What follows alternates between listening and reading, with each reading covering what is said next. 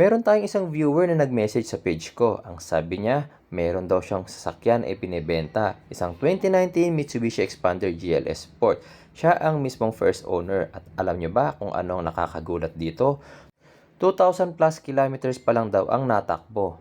Maaaring marami sa inyo mapapaisip, grabe, 6 years mahigit na yung sasakyan pero 2,000 plus pa lang ang natakbo. Grabe, anong ginawa dyan? Actually, ako rin naman, medyo napaisip. Pero, inalam ko muna kung siya mismo ang first owner. Yun din naman ang number 1 rule ko sa pagbili ng sasakyan. Kailangan first owner ka. Pag hindi ka na first owner, hindi na kita pupuntahan pa. Pagdating sa location, nakita ko kagad yung expander ni Bossing. Siya nga pala, hindi pala ako pumapayag ng meet up dyan. Lagi kapag bibili ako ng sasakyan sa bahay ng mismong first owner. Pagbukas ko ng pinto, wala akong naamoy kulob or amoy mabaho. Kasi kung meron man, posibleng nabaha na to. Tinignan ko muna yung exterior ng sasakyan at yun na rin talaga yung mga una kong napansin na common issues nito. Kasi nga, syempre second hand to, hindi talaga may iwasan na meron siya mga dents at mga scratches. Tapos napansin ko lang na may konting discoloration pagdating dun sa body at dun sa kanyang bumper. Pero yung bagay na yan, actually, common. Pearl white kasi yung kulay ng expander. Tapos yung bumper dyan, syempre plastic. So medyo naiiwan talaga yung kulay ng plastic na bumper dyan. And to be honest, hindi lang yan ang expander na kauna-unahan kong nakita na nagkaroon ng discoloration yung bumper at yung body. Basta pearl white, parang ganyan talaga ang nangyayari. Kaya para sa akin, hindi na major issue yan.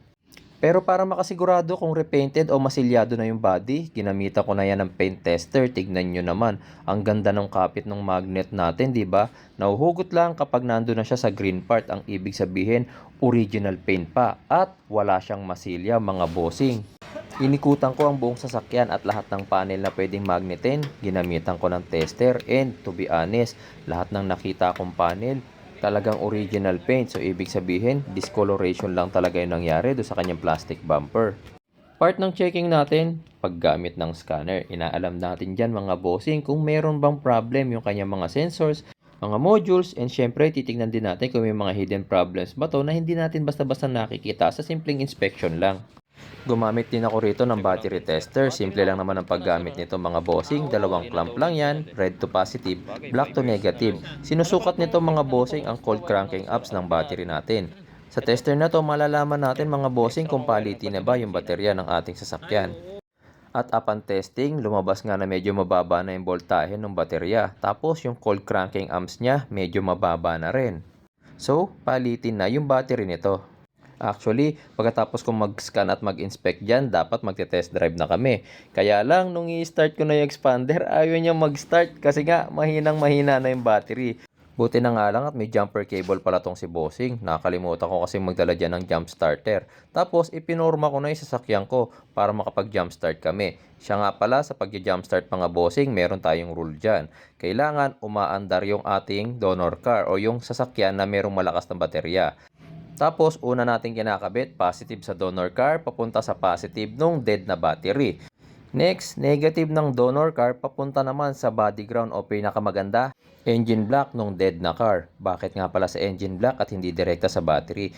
Kasi nga ang mga car batteries kahit low bat yan, naglalabas yan or nag-e-emit ng flammable fumes. Kaya kapag nagkaroon ng spark, posibleng magkasunog, kaya inilalagay na lang natin sa engine block. And also, sa engine block din nakakonekta yung ating mismong starter, di ba? So, mas maganda yung grounding natin kung direktang nakakabit yung ating negative dun sa block ng makina.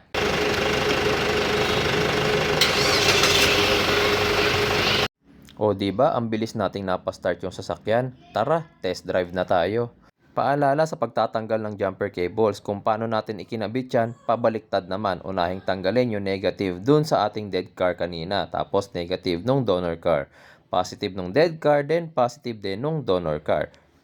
Ito sir, so kinabitan ko lang muna siya ng heads up display kasi nga dahil nga nung in-start ko siya kanina, ayaw niya mag-start. So sabi ko, mahina na yung battery, replacement na po. Chinek ko naman dito sa alternator mo, so mukhang charging naman siya. This is 13.7 volts, so okay naman sa charging. Pagdating sa sasakyan mga bossing, silip din ako ng silip dyan, pati sa mga ilalim. Tinitignan ko kasing maigi dyan kung meron bang mga signs na nabaha yung sasakyan, pero tignan nyo naman. Yes, medyo madumi ng konti itong sasakyan na to. Given na yon, 6 years na yung sasakyan eh. Basta ang mahalaga, wala tayo makikita na putik-putik at sobrang tindi na kalawang. Tignan nyo naman, napakalinis. Ultimo dito sa ilalim ng kanyang dashboard. Sinubukan ko rin magbaklas ng mga moldings at silipin yung mga wirings kung meron bang sign ng dumi, pero malinis na malinis. In-inspect ko nga rin pala yung gulong na nakakabit dahil 2,700 kilometers pa lang ang natatakbo nito. Dapat original pa yung nakakabit na gulong. And yes, original pa nga. Sinilip ko rin yung mga tread marks, makakapal pa. Pati shock absorber, grabe, walang leak. Yung mga brake pads nung kinapa ko, ang kakapal pa. Yung kanyang disc brake, wala pang masyadong kain. Lahat ng signs na hindi masyadong gamit ang sasakyan na to, nakita ko na rito. Sa sobrang tindi ko mag-inspect, pati glove box, alam nyo ba, binubuksan ko. Gusto ko kasing makita. Mamaya, dito ko palang ma-discover na meron na palang history ng pagkabaha ang sasakyan na to. Pero nagulat ako pagbukas ko. Tignan nyo naman, ang linis-linis. Pati yung mismong walling ng kanyang sasakyan. Ang puti, di ba? Wala kahit konting sign na nabaha ang sasakyan na to. Sinilip ko rin yung pang-ilalim niya at dito nakita ko na yung mismong reserve tire niya hindi pa nagagamit. Chinek ko rin kung may leak ba yung preno, yung mga shock absorber at meron bang signs ng sobrang pagkalawang dito sa ilalim pero wala rin naman ako nakita. Isa pang bagay na mahalaga, i-check dapat kung naghahalo ba yung langis at coolant niya. Mamaya kasi meron pala tong major issue sa makina kaya hindi magamit nila bossing pero wala rin naman ako nakita. Pati dito sa mismong dipstick, sinilip din natin yung quality ng langis niya, kung quality na ba or meron bang signs na naghahalo yung coolant tsaka yung langis. Well, maganda naman yung itsura ng kanyang langis, pati yung kanyang oil filler cap, sinilip ko rin naman dyan. Tapos sa test drive, nakapasa rin naman. Talagang medyo marumi nga lang yung engine bay niya, pero hindi na malaking bagay yan mga boss. Normal naman talaga na dumudumi ang engine bay natin kasi ginagamit natin yung sasakyan. Bali sa inspection natin na to, ang nakita ko lang ng mga issues na kailangang i-resolve dito, unang-una, yung mga dents and scratches niya. Medyo marami-rami pero at least wala siyang malalaking dent talaga at saka malaking scratches. Karamihan nga sa mga scratches na nakita ko, matatanggal sa buffing. Next is yung battery na kailangan ng palitan. Hindi na yan pwedeng patagilin kasi nga kanina lang 'di ba, nag-jump start na nga kami para lang mapastart yung sasakyan na to. And lastly, subject for registration na to sasakyan na to dahil 1 ang ending plate niya, January for registration na siya. Kaya pagkakuha ko pa lang dito, yun na agad yung unang-una kong gagawin, ipaparehistro to. Bago natin to i-post lahat ng issues na binanggit ko, yun yung aayusin natin. Tapos, syempre, pati detailing gagawin din natin para presentable at malinis naman to kapag mayroon na tayong buyer. Dahil nakapasa naman sa checking natin yung sasakyan, syempre hindi na natin iiwanan yan. Nag-withdraw lang kami sandali dyan ni Mrs. tas bumalik kami, kaya makikita nyo, medyo madilim na. Tapos on the same day, binayaran na namin yan.